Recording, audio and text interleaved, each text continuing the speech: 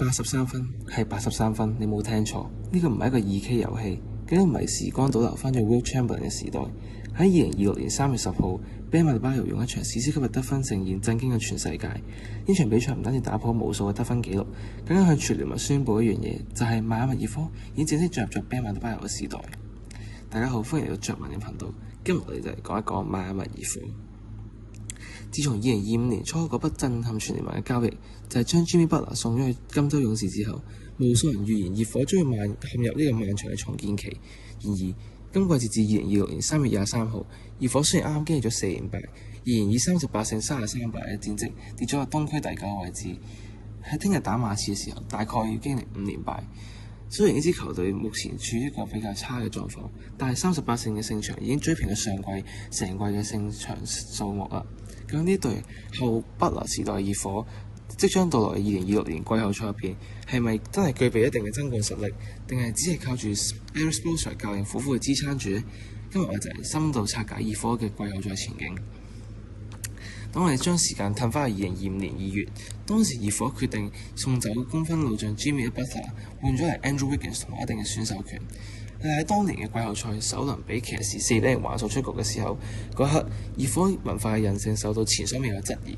但 Erik Spoelstra 再一次證明點解呢支球佢仍然係聯盟最頂尖嘅教練。喺今季賽情況下，熱火展現咗全新嘅面貌。首先係防守都要轉型，隨住新秀 Kelly Oubre 嘅成長，熱火建立咗恐怖嘅雙塔防線。因為巴尤終於可以由繁重嘅護框任務中解放，去將更加多嘅精力投入去進攻端。即使今季 Kelly Oubre 時常喺一定嘅比賽入邊得唔到大量嘅上場時間，但係佢嘅身材仍然可以為熱火嘅禁區防守提供一定嘅戰力，去進行護框嘅作用。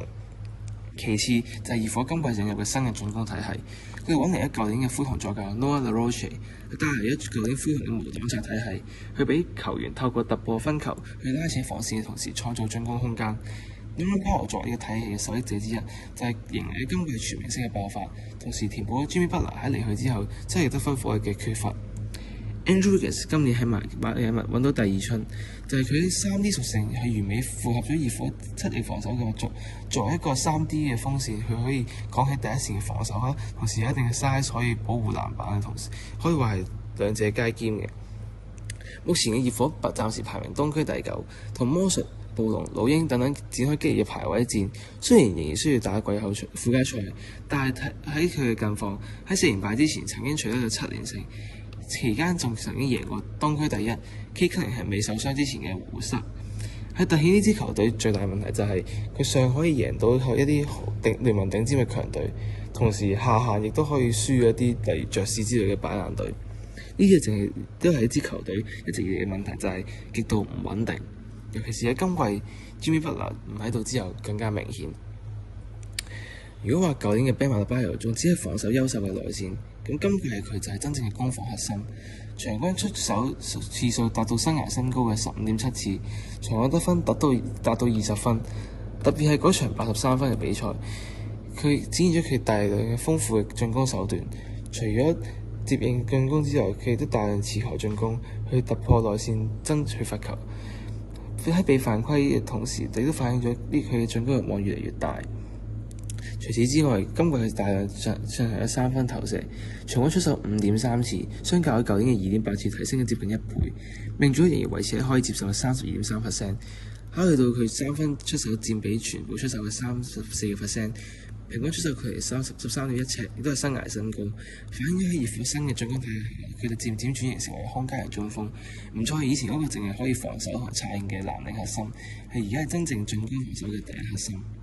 但係到咗季後賽另一個唔同層次嘅進攻嘅時候，當你面對似賽特人或者活塞咁樣嘅防守，佢哋有大量嘅7翼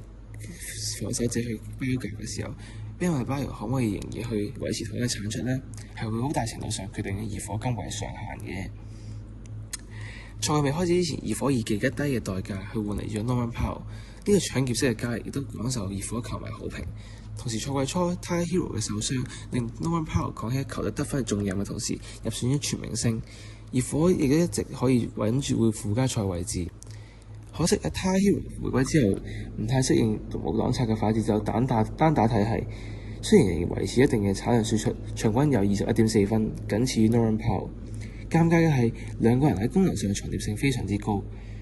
佢哋都係得分後衛，都擅長持球同無球接應嘅進攻，但係兩人都唔擅長組織同埋防守，導致兩人一齊出場嘅13場比賽190分鐘入邊，每8回合嘅效率為-3.6分。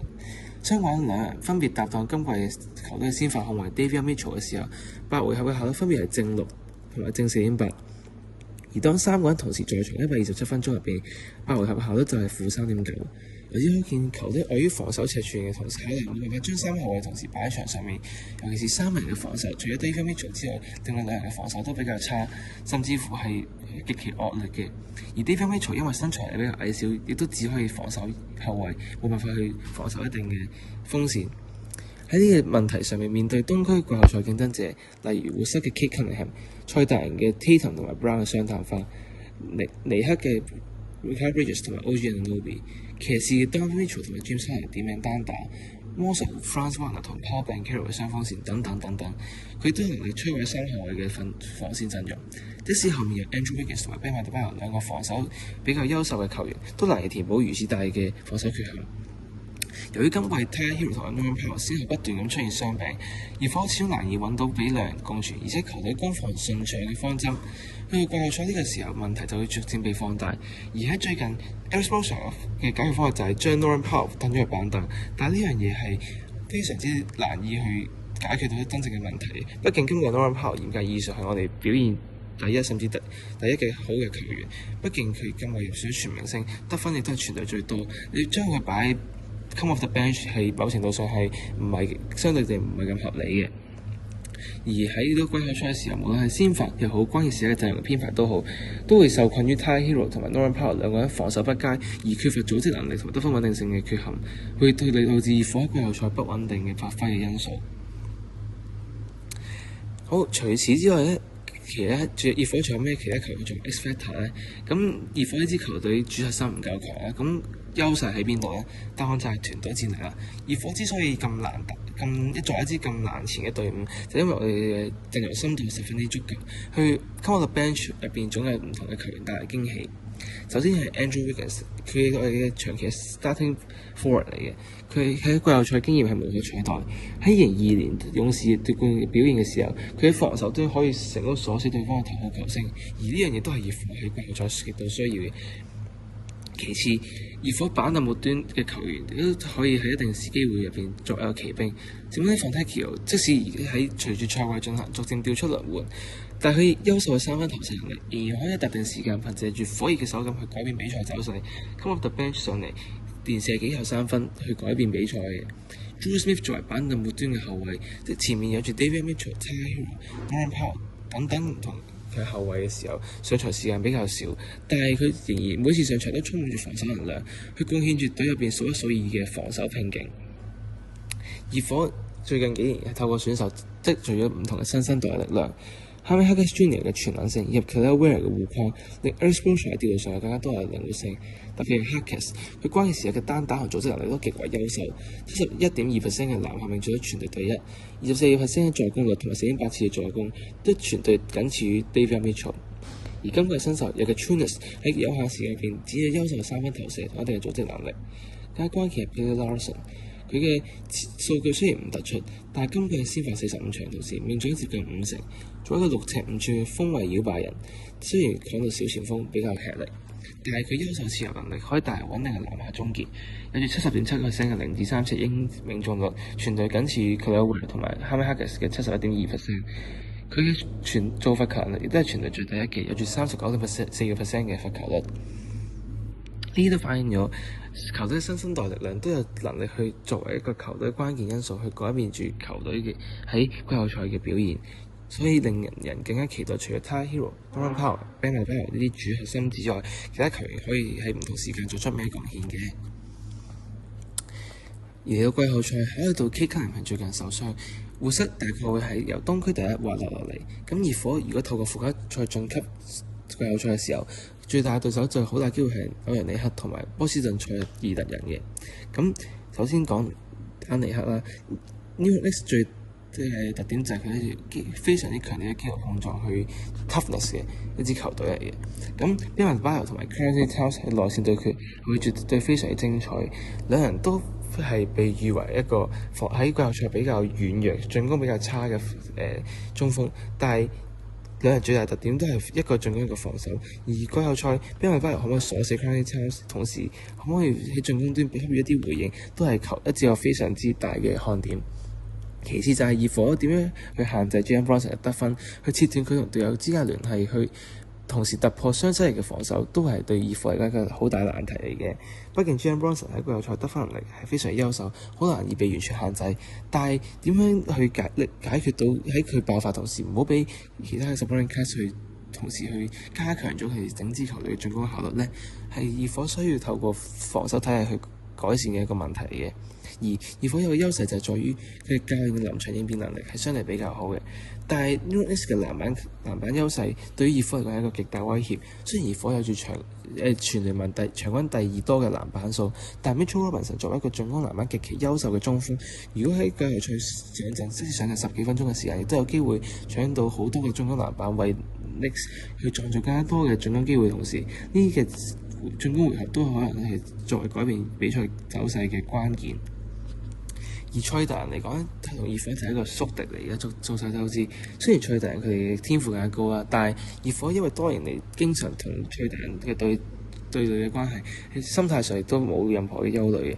如果熱火著名嘅區域聯防可以限制咗大傷回歸狀態而未調整到最佳嘅 Jason Tatum，同埋即使今季表現較佳但係運球力眾所周知比較差嘅 Jaylen Brown 嘅時候，咁 Bam Adebayo 仲同時喺內線對位打擊到 Miles Quater 或者 Nikola Vucevic 相對嚟一個換防比較差同埋一個護框比較弱嘅中鋒嘅時候，咁如果攻守兩端防守端可以守住雙彈花嘅進攻，去令到佢哋三分投射唔好俾佢投到場都可以射入大三分去拉開比數嘅同時，可以喺透過內線進攻去打擊到對面內線比較弱嘅特點嘅時候，熱火絕對有機會去上下游球隊克制上游球隊嘅機會嘅。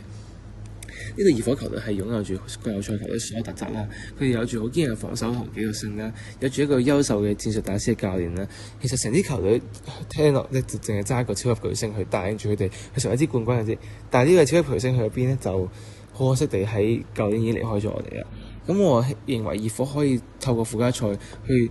晉級季後賽，同時為東區強權帶來一定嘅威脅。如果 Bam Adebayo 可以延續佢3月份直至目前為止嘅優秀狀態，Tyler Herro 揾翻舊年全明星嘅等級嘅狀態嘅同時咧，熱火作為黑馬進入第二輪都係可以預期嘅。熱火文化從來都唔在於例行賽最尾嘅排名，喺常規賽入邊佢哋最尾排入邊其實一直都唔重要。佢哋好擅長透過附加賽去晉級季後賽，同時去打出一定嘅成績。咁喺冇 Jimmy Butler第一個完整賽季嘅季後賽入邊，邁阿密熱火究竟可唔可以好似以前咁再次創造奇蹟呢？你哋認為 Bam Adebayo可以帶領一支全新嘅熱火行到幾遠呢？佢可唔可以喺季後賽再次打出高分嘅表現，去證明自己唔係淨係常規賽可以